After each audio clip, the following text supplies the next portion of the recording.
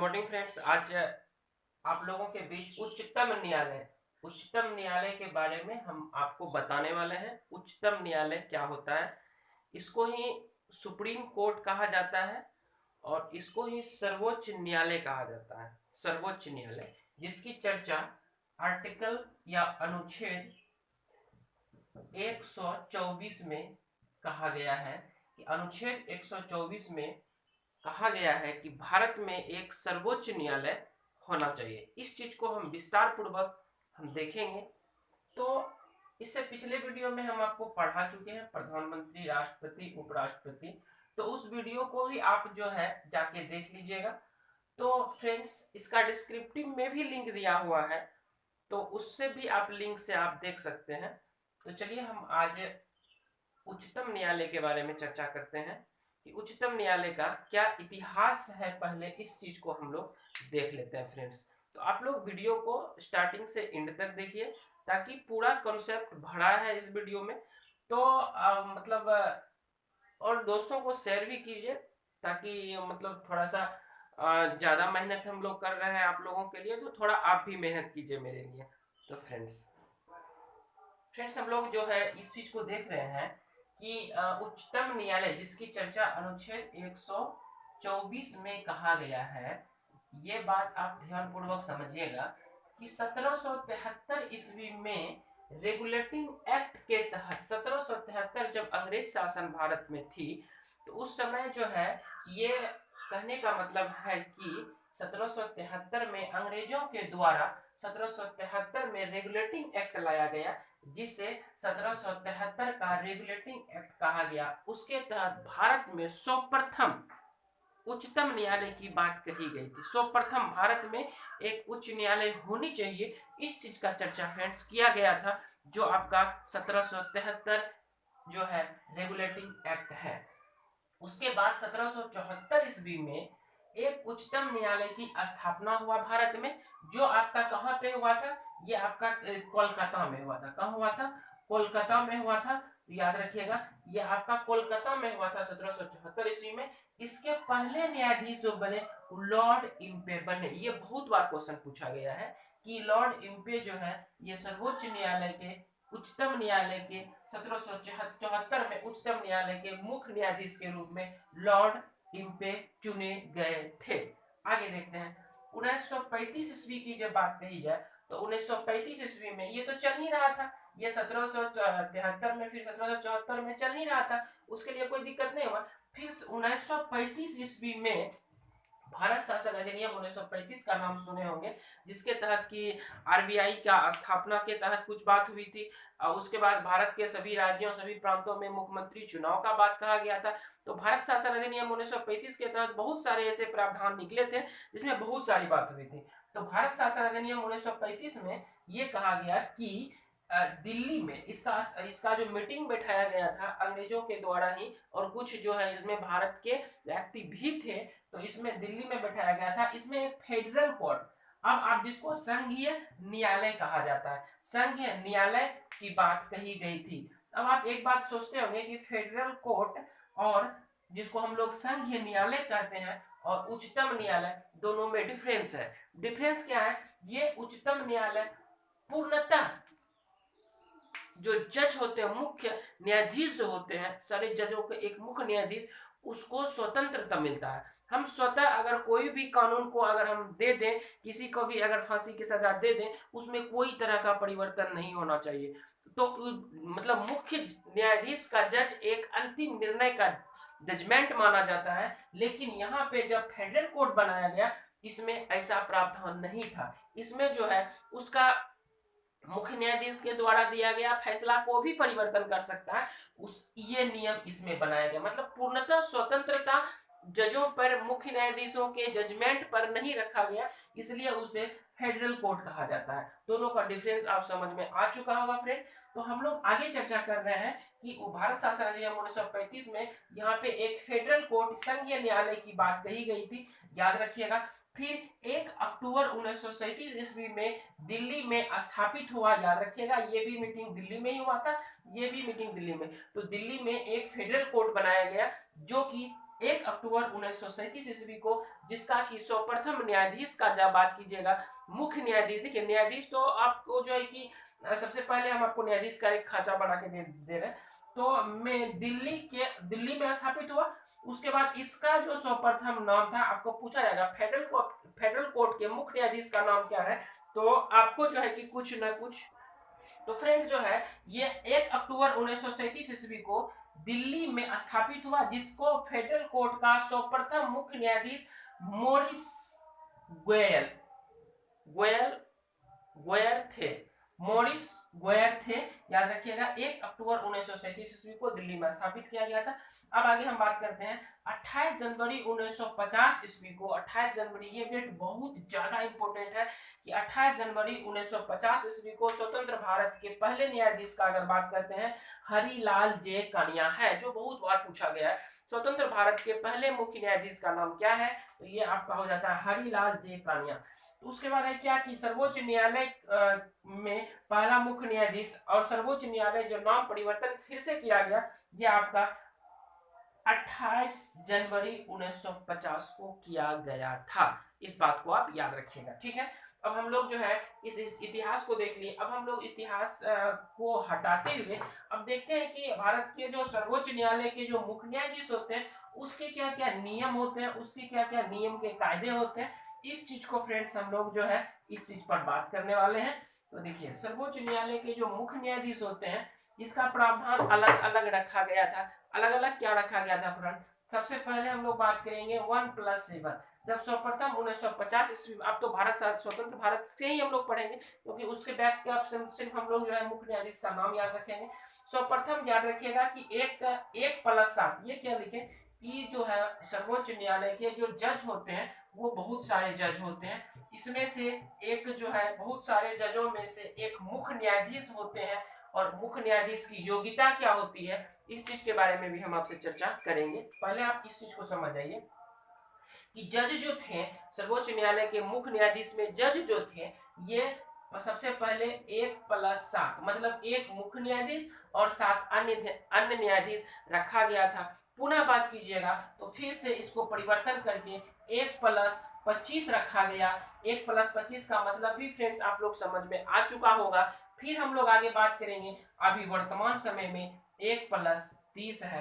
तो अभी बराबर क्वेश्चन पूछे जाते हैं सर्वोच्च न्यायालय के मुख्य न्यायाधीश या उच्चतम न्यायालय के मुख्य न्यायाधीश में जजों की संख्या कितनी होती है, तो जजों की संख्या 1+30 टोटल मिला के कितना हो गया 31। यहाँ के बात करेंगे 26, यहाँ का बात करेंगे 8। देखिए अब बात ये होगा कि ये जो परिवर्तन हो रहा है, ये जो परिवर्तन हो रहा है जजों में, अभी यहाँ पे 1+7, 1+25, 1+30, ये जो परिवर्तन हो रहा है बढ़ रहा है, भारत की जनसंख्या बढ़ रही है तो मुख्य न्यायाधीश या जजों की संख्या बढ़ रही है। तो इस प्रकार से ये बढ़ाने का प्रस्ताव किसके पास है, मतलब कि अब जरूरी तो नहीं है कि जो मन में आए 30 की जगह पे 35 कर दे, ऐसा तो फ्रेंड्स कोई जरूरी नहीं है, लेकिन जरूरी है।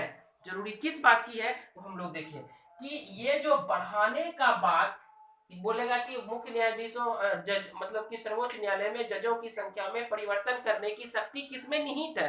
तो जब ये क्वेश्चन पूछेगा तो ये हो जाता है आंसर संसद। याद रखिएगा जब हम संसद का बात बोले, जब हम पार्लियामेंट का बात बोले, तो फ्रेंड इसलिए हम सर्वप्रथम वीडियो आप लोग को बता चुके हैं इसमें लोकसभा, राज्यसभा और राष्ट्रपति तीनों हो जाता है। तीनों को मिक्स करके ही हम लोग क्या बोलते हैं, उसको संसद बोलते हैं। तो याद रखिएगा संसद को ये अधिकार है कि सर्वोच्च न्यायालय के मुख्य न्यायाधीश या अन्य न्यायाधीश में कोई भी परिवर्तन करने की शक्ति संसद में निहित है। ये चीज बराबर एग्जाम में क्वेश्चन पूछे जाते हैं, तो इस चीज को आप लोग ध्यानपूर्वक पढ़ते रहेंगे।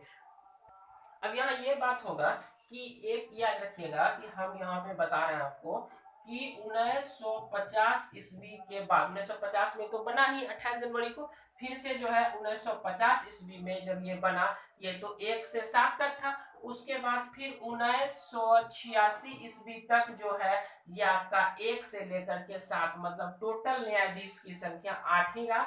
अगर हम लोग 1986 के बाद फिर परिवर्तन करके उसके बाद हम लोग बात करेंगे 2009। तो याद रखिएगा फ्रेंड्स 2009 का जब हम लोग बात करेंगे तो 2009 में कहां पे 2009 में इसको फिर से परिवर्तन किया गया, और इसको परिवर्तन करके 25 से कितना किया गया, 30 किया गया। तो याद रखिएगा 1986 में परिवर्तन करके 2009 तक किया गया 25 से, 25 प्लस 1 26, और फिर 2009 से फिर अभी हम लोग बात करेंगे 2020 dot dot dot dot dot, अभी चलता ही रहेगा। अब कब तक चलता है, कब संसद को ये लगेगा कि हमको जो है अभी कमी है न्यायाधीशों की, इसको बढ़ाया जाए तो बढ़ा देगा। तो आपको समझ में आ चुका होगा कि 1950 से 1986 तक 1 से लेके 7 रहा, 1986 से लेके 2009 तक एक जोड़ 25 मतलब टोटल 26 रहा। फिर अभी 2009 के बाद ये जो है 1 प्लस 30 टोटल की संख्या कितनी हो गई, 31 हो गई जज। अब हम लोग देखते हैं कि जज का योग्यता क्या क्या होता है। इस योग्यता के संबंध में हम लोग बात करते हैं कि देखिए जज बनने के लिए या सर्वोच्च न्यायालय के मुख्य न्यायाधीश बनने के लिए क्या क्या योग्यता है। तो देखिए सर्वोच्च न्यायालय के अगर हम लोग न्यायाधीश का बात करें तो न्यायाधीश आप लोग समझ में आ ही गया होगा कि टोटल जज है, इसी में से राष्ट्रपति के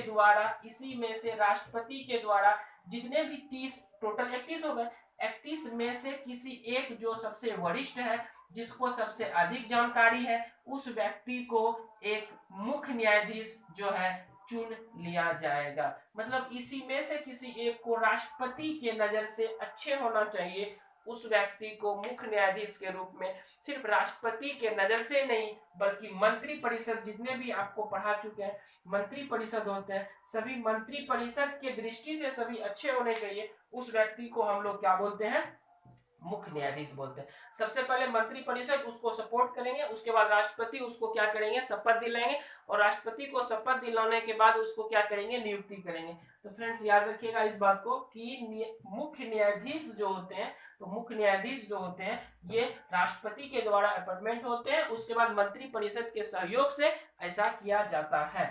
फिर हम लोग आगे बात करते हैं कि इसकी योग्यता के लेके, इसका योग्यता क्या होना चाहिए। तो देखिए सबसे पहले यह बात की ये भारत का नागरिक होना चाहिए। सर्वोच्च न्यायालय के मुख्य न्यायाधीश या न्यायाधीश बनने के लिए अगर हम लोग बात करें कि न्यायाधीश, या इसको हम लोग सबसे अच्छा जज लिख देते हैं, अगर हम लोग जज का बात करें सर्वोच्च न्यायालय के जज का, तो सबसे पहले ये भारत का नागरिक होना चाहिए। दूसरा बात यह है कि इसकी उम्र सीमा, न्यूनतम उम्र सीमा की कोई बात नहीं किया गया है, जैसे राष्ट्रपति का 35 साल, उपराष्ट्रपति का 35 साल न्यूनतम उम्र सीमा। तो सर्वोच्च न्यायालय के मुख्य न्यायाधीश या न्यायाधीश का बात करें तो इसमें न्यूनतम उम्र सीमा की कोई बात नहीं किया गया है, इस बात को हम लोग हटा देते हैं। हाँ ये बात जरूर कहा गया है कि उच्च न्यायालय बोले तो आपको समझ में आ जाना चाहिए कि हम किसका बात कर रहे हैं, हाई कोर्ट का बात कर रहे हैं। हाई कोर्ट के जज 5 वर्ष लगातार बने हुए रहना चाहिए। वो व्यक्ति जो है उच्च न्यायालय के जज 5 साल जो लगातार कंटिन्यू बने हैं, वो व्यक्ति बन सकते हैं उच्चतम न्यायालय के न्यायाधीश। तीसरा एक चौथा नंबर बात हम लोग ये कहना चाहेंगे आपको कि या उच्च न्यायालय, यही उच्च न्यायालय हाई कोर्ट जो है, इस हाई कोर्ट के एडवोकेट जो वकील होते हैं कम से कम 10 वर्ष वकील, सरकारी वकील हो और कंटिन्यू कार्य कर रहे हो, तो उस व्यक्ति को उच्चतम न्यायालय के न्यायाधीश बनाया जाता है। ये सब आपका एजुकेशन हो गया कि मतलब क्या क्या एजुकेशन। अगर हम 5 नंबर का बात करें तो 5 नंबर में ये कहता है कि अगर ये भी आपके पास नहीं है, ये भी नहीं है, तो इस दोनों कंडीशन में नहीं है तो कोई बात नहीं है, लेकिन अंतिम निर्णय ये होता है कि राष्ट्रपति के नजर में एंड मंत्री परिषद के नजर में, लेकिन सर्वप्रथम राष्ट्रपति के नजर में होता है, उसके बाद मंत्री परिषद के नजर में वो कानून के बहुत अच्छे जानकार हैं। अगर उनके पास ये सब क्वालिफिकेशन नहीं भी है तो भी वो न्यायाधीश उच्चतम न्यायालय के बन सकते हैं। याद रखिएगा कि राष्ट्रपति के नजर में कानून के, विधि के अच्छे जानकार हो, उस व्यक्ति को भी सर्वोच्च न्यायालय के न्यायाधीश बनाया जा सकता है। ये आपका हो जाता है क्या, सर्वोच्च न्यायालय का, उच्चतम न्यायालय का क्वालिफिकेशन है ये। याद रखिएगा, इसमें न्यूनतम उम्र सीमा मुख्य न्यायाधीश में या न्यायाधीश में नहीं होता है, सुप्रीम कोर्ट के जज में। लेकिन यहाँ पे ये बात जरूर होता है कि अधिकतम उम्र सीमा कितना होना चाहिए। तो अधिकतम उम्र सीमा का बात करेंगे तो याद रखिएगा कि इसका जो होता है, इसका होता है 65 वर्ष। मतलब कि जब न्यायाधीश, जब उच्चतम न्यायालय के न्यायाधीश जो है 65 वर्ष उनका हो चुका है, और या वो अपना कार्यकाल में 6 वर्ष जो जब से उनको नियुक्ति किया गया तब से उस न्यायाधीश का आयु 6 वर्ष अगर पूर्ण गया, जब से नियुक्ति किया गया तब से अगर उसका कार्यकाल 6 वर्ष पूर्ण गया तो उसे हटा दिया जाएगा, या अगर उसका आयु 65 वर्ष पूर्ण गया तो उसे इस केस में भी हटाया जा सकता है। यहाँ पे 65 और 6 जो दोनों ईयर है ये समझ में बहुत बच्चे को नहीं आते हैं। तो मेन डिपेंड यहाँ ये करता है, याद रखिएगा कि जिस व्यक्ति का मान लीजिए 62 वर्ष में कोई व्यक्ति है, वो व्यक्ति मुख्य न्यायाधीश के जज बने, उच्चतम न्यायालय के जज बने, तो वो 65 साल में बने, और उसका 66 जो है 65 इसका रिटायर है, तो वो कितना 4 वर्ष ही वो रह सकते हैं, वो 6 वर्ष नहीं रह सकते हैं। ये कहता है कि 65 वर्ष आपका आयु हो गया तो भी आप हट सकते हैं, या अगर कोई व्यक्ति 52 वर्ष में 52 ईयर में अगर कोई व्यक्ति उच्चतम न्यायालय के न्यायाधीश बनते हैं तो वो 6 साल, वो 6 ईयर रहेंगे। उम्मीद करते हैं यह बात समझ में आ गया होगा आप लोगों को कि अब देखिए ये तो आपका आयु सीमा हो गया, अधिकतम आयु सीमा 65 और 6 है ये। अब हम लोग बात करते हैं इसका जो आपका योग्यता है, इसका योग्यता को भी देख लिए, अधिकतम आयु सीमा भी देख लिए। तो फ्रेंड्स एक यहाँ से एक क्वेश्चन और पूछा जाता है कि सर्वोच्च न्यायालय के मुख्य न्यायाधीश जो है, याद रखिएगा सर्वोच्च न्यायालय के जो मुख्य न्यायाधीश है फ्रेंड, ये जो है ये कुछ ऐसे न्यायाधीश हैं जिनकी मृत्यु कार्यकाल के दौरान ही हो गया। ये बराबर क्वेश्चन पूछा जाता है कि सर्वोच्च न्यायालय के मुख्य न्यायाधीश वैसे नाम बताइए जिनका कार्यकाल के दौरान ही मृत्यु हो गया। तो ये व्यक्ति 2 आते हैं जो कि कार्यकाल के दौरान ही इनका क्या हो गया था, मृत्यु हो गया। देखिए ये हरिलाल जे कानिया, ये तो आपको बता ही चुके हैं, 1950 में जब बनाया गया था उच्चतम न्यायालय, उस समय के सर्वप्रथम मुख्य न्यायाधीश हरिलाल जे कानिया था। उसके बाद सठ सचाई मुखर्जी, ये दोनों का मृत्यु अभी तक मात्र 2 ऐसे न्यायाधीश हुए हैं मुख्य न्यायाधीश जिनका कार्यकाल के दौरान ही मृत्यु हो गया था। तो ये दोनों को आप टिक मार के आइएगा, ये क्वेश्चन बराबर बनता है। कि अब हम लोग कुछ जो है उच्चतम न्यायालय के अगर न्यायाधीश या अन्य न्यायाधीश का बात करेंगे, देखिए अन्य न्यायाधीश से शपथ लेते हैं, लेकिन अगर मुख्य न्यायाधीश का बात करेंगे तो मुख्य न्यायाधीश अपना शपथ पत्र तथा अपना त्याग पत्र दोनों ही राष्ट्रपति को सौंपते हैं। याद रखिएगा चाहे शपथ हो चाहे त्याग पत्र हो। अगर हम लोग कुछ देर वेतन का बात करें कि वेतन जो है, वेतन इसका कितना होता है, तो फ्रेंड्स इसका वेतन जो होता है, इसका वेतन हो जाता है 2.5 लाख रुपया पर मंथ। 2.5 लाख रुपया पर मंथ होता है वेतन किसका, सर्वोच्च न्यायालय के जो मुख्य न्यायाधीश होते हैं उसका वेतन 2.5 लाख रुपया पर मंथ होता है। अब हम लोग यहाँ पे ये भी बात करें, ये व्यक्ति जो है जब तक कार्यकाल में रहते हैं उसको 2.5 लाख रुपया पर मंथ मिलता है, लेकिन जब ये अपने पद से हट जाते हैं, जब इसका 65 वर्ष या 6 वर्ष या किसी कारणवश से उसे हटा दिया जाता है, सर्वोच्च न्यायालय के मुख्य न्यायाधीश को भी हटाने के बारे में जैसे राष्ट्रपति पर महाभियोग लगाया जाता है उस प्रकार से सर्वोच्च न्यायालय के मुख्य न्यायाधीश पर भी महाभियोग लगा के हटाया जाता है। याद रखिएगा ऐसे साधारण बात नहीं है कि सर्वोच्च न्यायालय के मुख्य न्यायाधीश जो है हट जाएंगे, ये हो जाएंगे वो हो जाएंगे, तो वैसा कोई बात नहीं होता। सर्वोच्च न्यायालय के मुख्य न्यायाधीश पर यह भी चर्चा कहा गया है कि अगर वो कोई भी जजमेंट अगर दे रहे हैं, तो मान लीजिए वो कोई फैसला दे दिया, तो फैसला पे जैसे कहने का मतलब समझिएगा, एक डिस्ट्रिक्ट कोर्ट होता है, डिस्ट्रिक्ट कोर्ट के ऊपर आप लोग जाइएगा तो आपका हो जाता है हाई कोर्ट हो जाता है, हाई कोर्ट के ऊपर जाएंगे तो हम लोग हो जाएगा सुप्रीम कोर्ट। तो मेरा कहना है कि डिस्ट्रिक्ट कोर्ट ने अगर कोई फैसला दिया तो मान लीजिए कि वो फैसला जो है कि एक के पक्ष में गया, दूसरे के पक्ष में गलत पकड़ा गया, तो एक का फैसला जीत दे दिया गया। फिर उस व्यक्ति ने, जो हारा हुआ व्यक्ति था, वो व्यक्ति हाईकोर्ट जाता है, उच्च न्यायालय जाता है, वहां पे ये फिर से पुनः केस फाइल कर सकते हैं, तो करते हैं। तो यहाँ पे क्या किए, इस हाईकोर्ट के जज के दृष्टि से ये व्यक्ति क्या सही पकड़ा गया, ये व्यक्ति गलत पकड़ा गया, तो कहीं ना कहीं ये जो डिस्ट्रिक्ट कोर्ट के जज थे इसके द्वारा दिया गया फैसला गलत है। लेकिन तो इसका मतलब इस पर कोई एक्शन लिया जाएगा।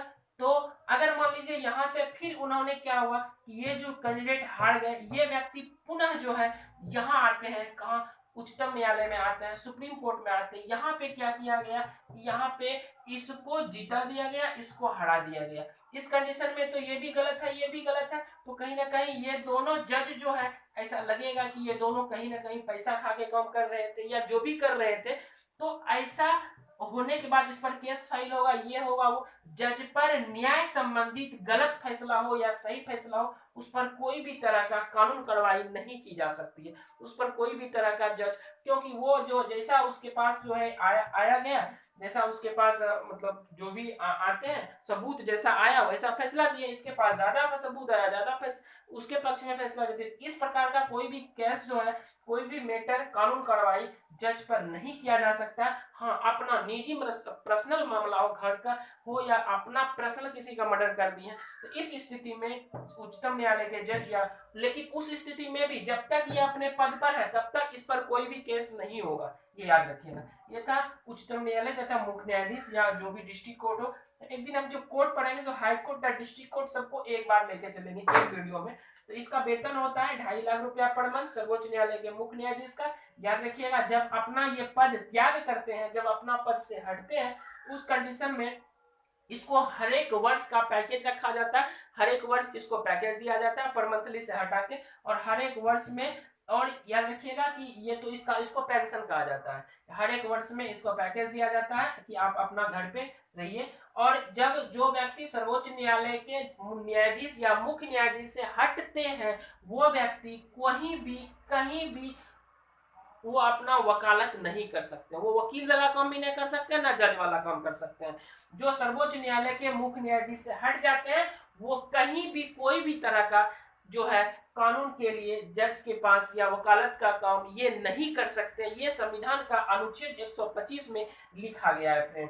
तो याद रखिएगा, ये आपका उच्चतम न्यायालय के न्यायाधीश के बारे में चर्चा था। तो इस वीडियो को आप लोग अपने दृष्टि से इसको share, like and share, subscribe जरूर कीजिएगा फ्रेंड्स। तो आज के लिए यहीं तक रहने दीजिए, कल हम आपके लिए पुनः वीडियो लेकर आएंगे जो आपका मैप पे, नक्शा पे आधारित होगा। तो कल तक के लिए नमस्कार।